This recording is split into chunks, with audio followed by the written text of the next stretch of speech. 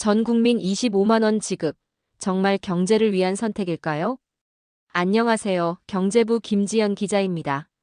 오늘은 요즘 뜨거운 감자가 되고 있는 전 국민 25만 원 지급 정책에 대해 깊이 있게 분석해 보려고 합니다. 모두에게 돈을 주는 정부, 그 속내는 무엇일까요? 이재명 대통령과 더불어민주당이 전 국민에게 1인당 25만 원의 지원금을 지급하는 정책을 적극 추진하고 있습니다. 2차 추가 경정 예산안에 포함시켜 7월 안에 통과를 목표로 하고 있으며 명분은 내수 경기 진작이라고 했습니다.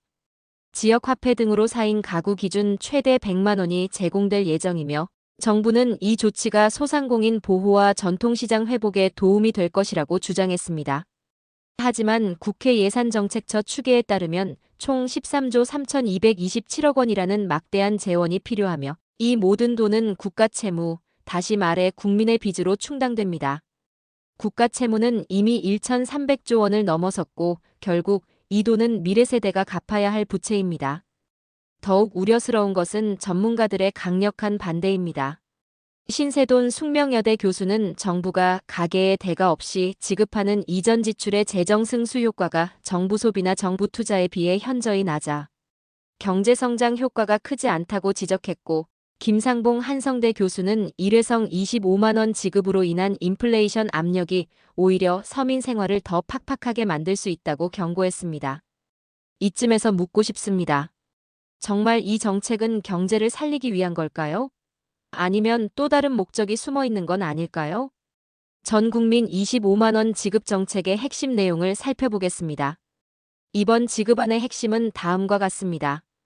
1인당 25만 원 지급으로 4인 가구 기준 100만 원을 받게 됩니다. 지급 방식은 지역화폐나 신용카드 포인트 등 소비 유도 수단으로 이루어집니다. 전 국민 보편 지급으로 소득 구간에 관계없이 모두가 받게 되며 전액 국채 발행, 즉 정부 부채 증가로 재원을 조달한다고 했습니다. 정부는 이 돈이 소비를 자극하고 전통시장과 자영업자에게 숨통을 틔울 수 있다고 설명하고 있습니다. 하지만 단기적 소비 효과에 비해 장기적 재정 부담과 효율성 저하 우려가 더 크다는 비판이 제기되고 있습니다.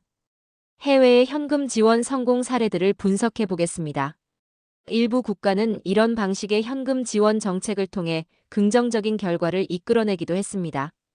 브라질의 보우사 파밀리아 프로그램을 먼저 살펴보겠습니다. 이 정책은 조건부 현금 지원으로 저소득층 소비를 확대했습니다.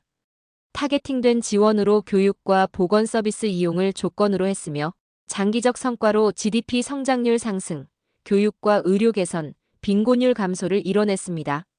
핵심 성공 요인은 선별적 지급과 조건부 설계, 그리고 장기 프로그램이었습니다. 케냐의 기부 다이렉틀리 프로젝트도 주목할 만합니다. 극빈층을 대상으로 1,000달러를 일회성으로 지급했는데 승수 효과가 약 2.5로 매우 높은 소비 진작 효과를 보였습니다. 받은 돈의 대부분이 지역 내에서 소비되어 지역 경제 선순환을 만들어냈습니다. 핵심 성공 요인은 극빈층 타겟팅과 지역사회 내 순환이었습니다. 대만의 2009년 소비권 지급 사례도 있습니다. 글로벌 금융위기 대응으로 총 2억 7천만 달러를 지급했고 GDP 약 1% 상승 효과를 추정했습니다. 단기적 효과로 소비재 매출 증가와 관광업 회복을 이뤄냈으며 핵심 성공 요인은 위기 대응 타이밍과 단기 집중 투입이었습니다. 미국의 코로나19 경기부양금도 살펴볼 필요가 있습니다. 2020년부터 2021년까지 3차례에 걸쳐 1인당 최대 3,200달러를 지급했습니다. 소비 회복과 경기 반등에 기여했지만 부작용으로 인플레이션 가속화와 노동시장 왜곡이 나타났습니다. 교훈은 단기 효과는 있으나 출구 전략이 필요하다는 것이었습니다. 여기서 승수 효과란 무엇인지 설명드리겠습니다.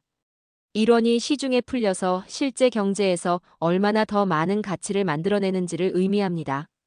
저소득층일수록 지급받은 돈을 즉시 소비하기 때문에 승수 효과가 크고 고소득층일수록 저축으로 돌릴 확률이 높아 효과는 미미합니다. 한국의 현실을 보면 2020년 이후 재난지원금 효과 분석 결과 투입 예산 대비 소비 증가 효과는 26.2%에서 36.1%에 그쳤습니다. 이는 보편 지급으로 인해 고소득층에게도 지급되면서 승수 효과가 크게 떨어졌기 때문입니다. 현금 살포가 국가 경제를 붕괴시킨 실패 사례들을 살펴보겠습니다. 반대로 무분별한 현금 지급이 국가 경제를 붕괴시킨 사례도 존재합니다. 아르헨티나는 포퓰리즘의 전형적인 사례입니다. 2003년 키르체네르 정권부터 시작된 대규모 복지 확대와 좌파 포퓰리즘 정권의 무차별적 현금 지원 정책, 선거 때마다 현금 지원 규모 확대가 이루어졌습니다. 실패 과정을 보면 재원 확보 실패로 증세 없이 지출만 확대했고 통화 남발로 중앙은행의 화폐 발행으로 재정을 충당했습니다. 결과적으로 연간 100% 넘는 초인플레이션이 반복되었고 페소화 가치가 90% 이상 하락했습니다. 최종 결과는 IMF 구제금융을 9차례나 반복받았으며 2001년, 2014년, 2020년 3차례 국가부도를 당했습니다. 빈곤율 40%를 넘는 사회 양극화가 심화되었습니다. 베네수엘라는 자원의 저주와 포퓰리즘이 결합된 사례입니다. 차베스에서 마두로 정권의 21세기 사회주의와 석유 수익으로 대규모 현금 및 현물 지원, 미시온 프로그램으로 전 국민 복지를 확대했습니다. 실패 과정을 보면 석유 의존 경제로 다른 산업 기반이 붕괴되었고 2014년 유가 급락으로 재정 수입이 80% 감소했습니다. 볼리바르화 가치가 99.9% 하락했고 연간 100만 % 물가 상승이라는 하이퍼 인플레이션이 발생했습니다. 결과적으로 국민 600만 명이 해외로 탈출했고 이는 전체 인구의 20%에 해당합니다. GDP가 75% 급감했으며 의료와 교육 시스템이 완전히 붕괴되었습니다. 스리랑카는 대선용 현금 살포의 참사를 보여주는 사례입니다. 2019년 고타바야 라자팍사 대통령이 당선되어 선거 공약으로 대규모 세금 감면과 현금 지원을 실시했고 번영하는 스리랑카 비전으로 포장했습니다. 실패 과정을 보면 세수가 급감하여 부가가치세와 소득세 대폭 인하로 재정 수입이 30% 감소했습니다. 현금 지원을 위한 무분별한 외채 발행으로 차입이 급증했고 코로나 충격으로 관광업 붕괴와 외화 수입 급감이 일어났습니다. 연료, 전력, 식료품 부족 사태라는 연쇄 위기가 발생했습니다. 결과적으로 2022년 외채 디폴트를 선언했고 IMF 구제금융 29억 달러를 요청했습니다. 대통령이 해외로 도피하며 정권이 붕괴되었고 물가가 85% 급등하며 국가 신뢰도가 바닥을 쳤습니다. 그리스는 유럽의 포퓰리즘 실험 사례입니다. 2004년부터 2009년까지 파속 정부의 선거용 복지 확대와 공무원 급여 인상, 연금 확대, 각종 수당 신설이 이루어졌습니다. 모든 국민이 중산층이라는 목표로 현금성 지원을 확대했습니다. 실패 과정을 보면 허위 재정 통계로 실제 적자 규모를 은폐했고 유럽 기준을 위반하여 재정 적자가 GDP 대비 15%를 초과했습니다. 2010년 그리스 국가부채 위기가 촉발되었고 유럽과 IMF의 구제금융 조건으로 긴축 정책이 강요되었습니다. 결과적으로 세 차례 구제금융으로 총 2,890억 유로를 받았고 GDP가 25% 급감했습니다. 실업률이 28% 급등하고 청년 실업률이 60%에 달했으며 사회 혼란과 정치적 불안정이 지속되었습니다. 공통된 실패 요인들을 정리해 보겠습니다. 이들 국가의 공통된 실패 요인을 보면 무차별 보편 지급으로 효과는 낮고 재정만 낭비되었습니다. 세입 확보에 실패하여 증세 없이 지출만 확대했고 통화정책 실패로 화폐 가치 하락과 인플레이션을 초래했습니다. 정책 남발로 정권 유지용 현금 살포만 하고 구조개혁 없이 파탄에 이르렀으며 자원가격 하락이나 금융위기 등 외부 충격의 취약성을 보였습니다. 한국에 대한 교훈을 보면 한국도 고령화, 저성장, 금리 부담 증가라는 위험 요소가 많습니다. 이 와중에 정권 유지용 보편 현금 지급은 위험한 도박입니다. 실제 경제 활력을 불어넣으려면 일자리, 교육, 구조개혁이 먼저이며 선택과 집중으로 정말 필요한 계층에게 효과적으로 지원해야 합니다. 전 국민 현금 지급이 정말 경제 회복 때문일까요? 사실 이번 정책에는 경제 외적인 목적이 더 커 보입니다. 첫 번째는 총선과 대선을 대비한 표심 잡기입니다. 전 국민에게 직접 혜택을 주면 유권자 감정에 강하게 남습니다. 정책 효과는 크지 않지만 정부가 나에게 돈을 줬다는 이미지는 강렬하게 남죠. 선거가 가까워질수록 이러한 선심성 정책은 정치적 수단으로 자주 등장합니다. 두 번째는 기억 효과를 노린 수법입니다. 사람은 논리보다 감정을 기억합니다. 소득에 큰 변화는 없었어도 그때 정부가 100만 원 줬지라는 기억은 선거장에서 표를 움직이는 힘이 됩니다. 이런 감정적 인상은 정당 지지율과 직결되죠. 세 번째는 위기 대응 프레임으로 포장하는 것입니다.